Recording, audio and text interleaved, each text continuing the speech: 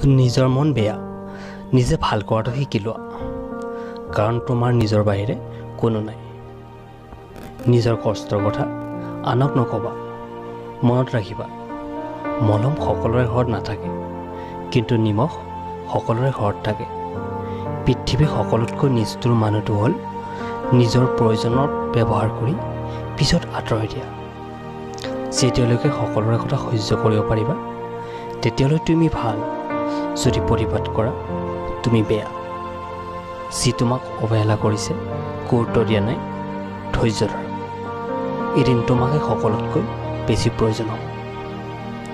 বেয়া হোৱা অসুবিধা নাই, কিন্তু কাৰোবাৰ বেয়া হওক সেইটো নাভাবিবা। সুখী হোৱাৰ মূল মন্ত্ৰ, যাৰ লগত তোমাৰ মিল নাই তাৰ লগত সম্পৰ্ক নাৰাখিবা। য'ত তোমাৰ সন্মান নাই তাত নাযাবা। যি তোমাক বুজি নাপায় তাক বুজাবলৈ চেষ্টা নকৰিবা। সকলো সময় এনেকুৱা মানুহৰ লগত থাকা যিয়ে তোমাক সন্মান দিয়ে, কাৰণ সন্মান ভাল পোৱাতকৈ বহুত বেছি মূল্যৱান।